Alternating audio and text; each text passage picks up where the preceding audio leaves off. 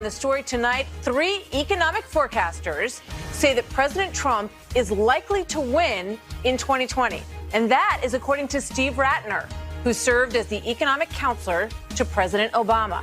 Writing in the New York Times, Ratner uses 3 different modelers in each scenario. He says Trump wins. The FAIR model, it's called, says GDP and inflation combined with incumbency are the very best predictors.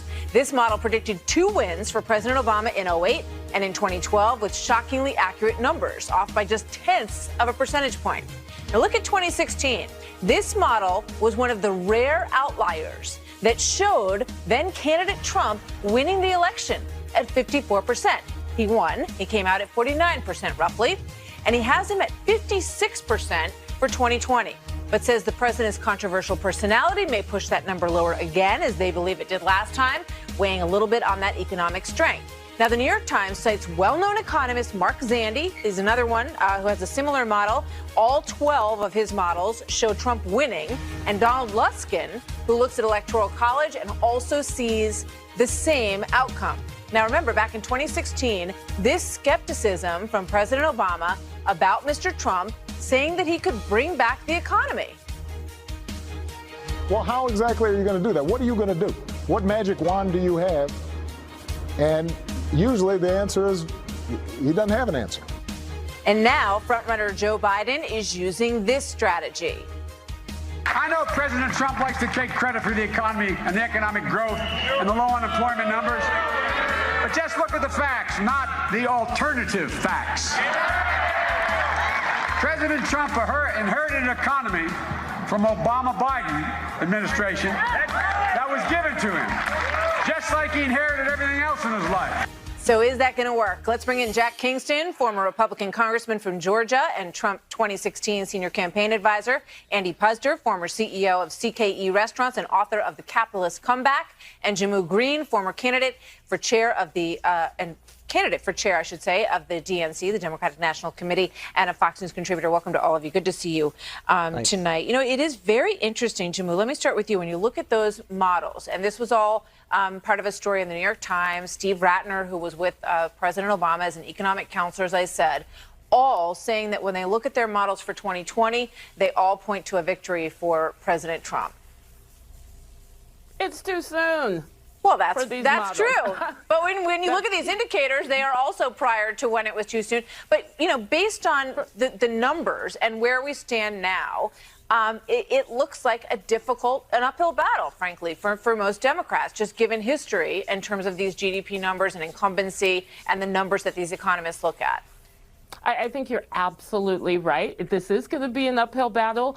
That's why these candidates on the Democratic side are operating in the marketplace of ideas. But here's also the reality that despite these very strong economic markers, Americans are still struggling financially. And so whichever Democratic candidate is able to connect with voters on the fact that most of them are living paycheck to paycheck, on the fact that most of them don't want their children going into massive debt just to go to college. That may be, okay? But let me just put up another number. This is these economic markers. We'll see. The Quinnipiac poll, 71% of the people they talked to said the economy is good or excellent. It's the highest that the Quinnipiac poll of this marker has ever been in the 18 years of polling. So, Andy Puzder, I mean, you know, what Jammu's saying may be true for some people, and certainly you want to lift all boats, but almost 75% of the country,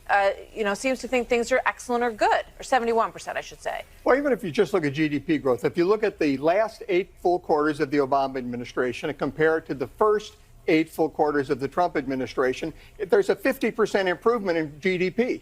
If you look just post the 5 quarters post the tax cuts, it's up about 75%. Wages are up. They've been up 3% for 9 straight months, haven't been up 3% since 2009, and they're up 4% for retail workers, restaurant workers, hotel workers, and there are more job openings now than people unemployed. When President Trump took over, there were 2 million more unemployed people than there were job openings. Today, as of March, 1.3 million more job openings than people unemployed. There is a tremendous economic growth out there. The economy's on fire, and working and middle-class Americans are the ones that are mostly benefiting. Well, Jack Kingston, you heard the candidate, former Vice President Biden. He's not on the campaign trail, by the way, this over the course of Memorial Day weekend. Some people asking questions about that. But most of the Democratic candidates are taking the tack that they change the subject. You know, when you talk a lot about the economy and you look at the numbers and you ask them, what do you think?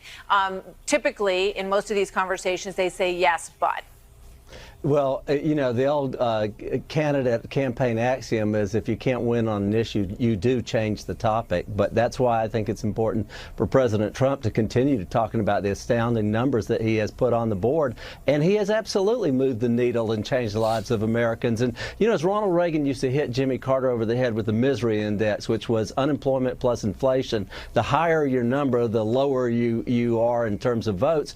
But Reagan would always put it this way: are you better off now than you were 4 years ago? And Donald Trump is going to ask that question over and over again. And there's not a Democrat candidate on the ballot who can say, oh, yeah, I can do better than what you're doing. I talked to Congressman Bob Latta the other day from Ohio. He said one county that he represents has an unemployment rate of 1.9%. You can't get workers in many places across America because the economy is doing so well. So the economy is owned by Donald Trump, and he is going to make it the mainstay of his, the main message of his re-election.